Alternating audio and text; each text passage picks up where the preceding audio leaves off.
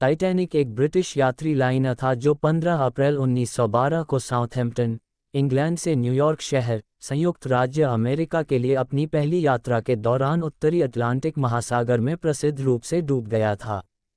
जहाज white star line द्वारा बनाया गया था और यह अपने समय के सबसे बड़े और सबसे शानदार जहाज़ों में से एक था।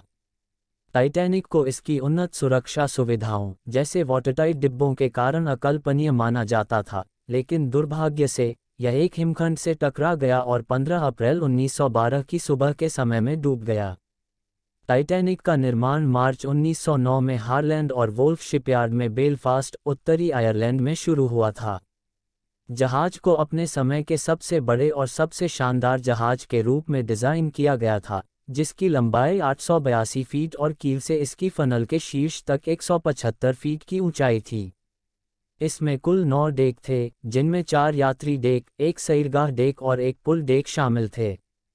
टाइटैनिक अत्याधुनिक सुविधाओं से सुसज्जित था, जिसमें एक स्विमिंग पूल, एक व्यायामशाला, एक स्क्वैश कोर्ट और एक तुर्की स्नान शामिल है। टाइटैनिक का स्वामित्व व्हाइट स्टार लाइन के पास था, जो एक ब्रिटिश शिपिंग कंपनी थी जो इंग्लैंड और उत्तरी अमेरिका के बीच यात्री लाइनरों का बेड़ा संचालित करती थी।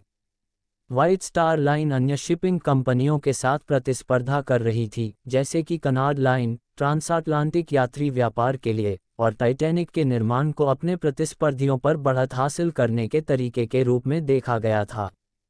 टाइटैनिक की पहली यात्रा 10 अप्रैल 1912 को साउथहैम्पटन, इंग्लैंड से शुरू हुई, जो न्यूयॉर्क शहर, यूएसए जाने से पहले चेरबर्ग, फ्रांस और क्वींसटाउन, आयरलैंड में रुकती है।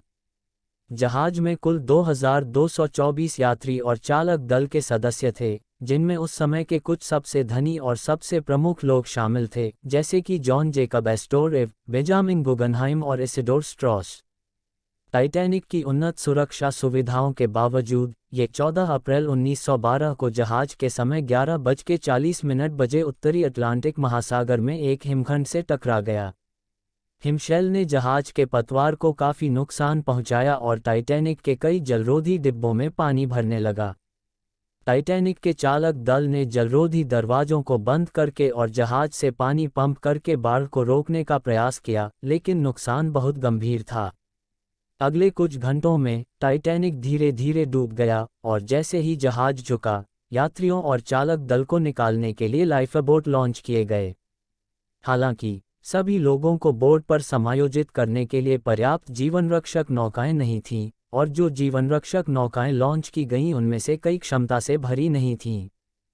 ठंडे पानी और जीवनरक्षक नौकाओं की कमी के कारण 1500 से अधिक लोगों की मौत हो गई, जिनमें अधिकांश महिलाएं और बच्चे शामिल थे। टाइटैनिक आपदा के बाद यात्री जहाज़ों के लिए बेहतर सुरक्षा नियमों के लिए एक अंतर्राष्ट्रीय आक्रोश था। आपदा ने अंतर्राष्ट्रीय आइस पेट्रोल की स्थापना की, जो उत्तरी अटलांटिक में हिमखंडों की निगरानी करता है और यात्री जहाज़ों के लिए सख्त सुरक्षा नियमों को अपनाता है। टाइटैनिक का डूबना इतिहास में सबसे प्रसिद्ध और दुखद समुद्री आपदाओं में से एक है। टाइटैनिक आपदा के बाद त्रासदी के कारणों की एक अंतर्राष्ट्रीय जांच हुई। ये निर्धारित किया गया था कि डूबने का मुख्य कारण कई कारकों के कारण आइसबर्ग से बचने में विफलता थी, जिसमें अपर्याप्त लुकआउट्स, बर्फ की चेतावनी पर ध्यान देने में विफलता और लुकआउट क्रू के लिए दूरबीन की कमी शामिल थी। इसके अतिरिक्त यह पाया गया कि टाइटैनिक के जलरोधी डिब्बे उतने प्रभावी नहीं थे जितना मूल रूप से सोचा गया था।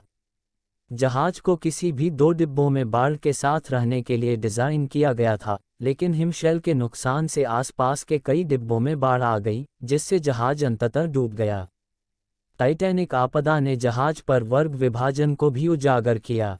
प्रथम श्रेणी के यात्रियों के पास सर्वोत्तम सुविधाओं तक पहुंच थी और जब जहाज को खाली करने की बात आती थी तो उन्हें प्राथमिकता दी जाती थी, जबकि तीसरी श्रेणी के यात्रियों को अपने हाल पर छोड़ दिया जाता था।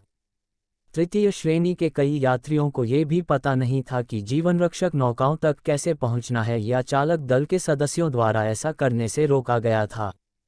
त्रासदी के परिणामस्वरूप यात्रियों और चालक दल के सदस्यों द्वारा कई वीरतापूर्ण कार्य किए गए। उदाहरण के लिए, जब जहाज डूब रहा था तब भी बोर्ड पर मौजूद बैंड ने यात्रियों को शांत करने के लिए संगीत बजाना जारी रखा और चालक दल के कई सदस्यों ने दूसरों को बचने में मदद करने के लिए अपने जीवन का बलिदान दिया। टाइटैनिक के डूबने से वर्षों से अनगिनत पुस्तकों, फिल्मों और वृत्तचित्रों को प्रेरणा मिली है। सबसे प्रसिद्ध में से एक जेम्स कैमरून की 1997 की फिल्म टाइटैनिक है, जो एक विश्वव्यापी घटना बन गई और 11 अकादमी पुरस्कार जीते। हाल के वर्षों में टाइटैनिक के मलबे वाली जगह पर कई अभियान चलाए गए हैं, जो उत्तरी अटलांटिक की सतह से लगभग 12,500 फीट नीचे है। इन अभियानों ने जहाज पर आपदा और स्थितियों में नई अंतर्दृष्टि प्रदान की है। एक शताब्दी से अधिक समय बीतने के बावजूद टाइटैनिक का डूबना मानव अभिमान के खतरों और जीवन के सभी पहलुओं में बेहतर सुरक्षा उपायों की आवश्यकता की मार्मिक याद दिलाता है। त्रासदी जनता की कल्पना पर कब्जा करना जारी रखती है और अति आत्मविश्वास और शालीनता के परिणामों के बारे में एक सतर्क कहानी के रूप में कार्य करती है। टाइटैनिक आपदा ने समुद्री सुरक्षा नियमों में भी महत्वपूर्ण बदलाव किए। टाइटैनिक के डूबने के ठीक 2 साल बाद 1914 में समुद्र में जीवन की सुरक्षा के लिए अंतर्राष्ट्रीय सम्मेलन सोलास की स्थापना की गई थी, और आज जहाज़ों के निर्माण, उपकरण और संचालन के लिए मानक निर्धारित करना जारी है। टाइटैनिक आपदा के परिणामस्वरूप हुए कुछ प्रमुख परिवर्तनों में निम्नलिखित आवश्यकताएं शामिल थीं। सभी यात्रियों और चालक दल को समायोजित करने के लिए पर्याप्त जीवनरक्षक नौकाएं। जिन क्षेत्रों में हिमशैल मौजूद हैं, वहां नियमित रूप से हिम गश्ती की जाती है। संकट के संकेत प्राप्त करने के लिए सभी जहाज़ों पर 24 घंटे का रेडियो संचार। निकासी प्रक्रियाओं और जीवन रक्षक उपकरणों के उपयोग पर चालक दल के सदस्यों के लिए बेहतर प्रशिक्षण। इनमें से कई नियम आज भी मौजूद हैं और समुद्र से यात्रा करने वाले सभी लोगों के लिए सुरक्षा को बेहतर बनाने में मदद की है।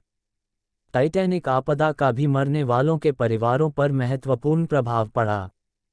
कई परिवारों को कमाने वाले या किसी प्रियजन के बिना छोड़ दिया गया था, और कुछ को डूबने के कई हफ्तों या महीनों तक अपने परिवार के सदस्य के भाग्य के बारे में सूचित भी नहीं किया गया था।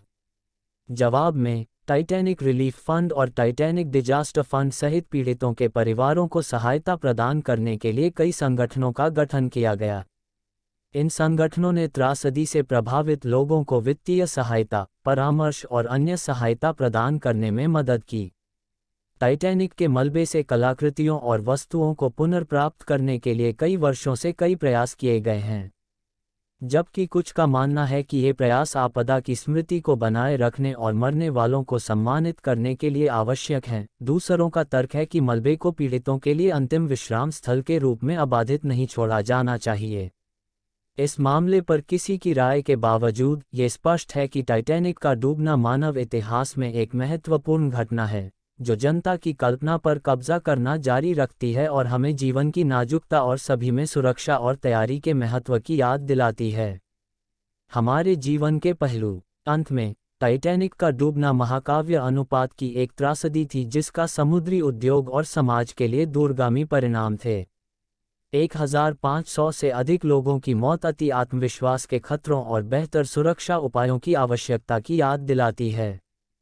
टाइटैनिक आपदा ने उस समय समाज में मौजूद वर्ग विभाजन को उजागर किया और यात्रियों और चालक दल के सदस्यों द्वारा वीरता के कई कार्यों को प्रेरित किया।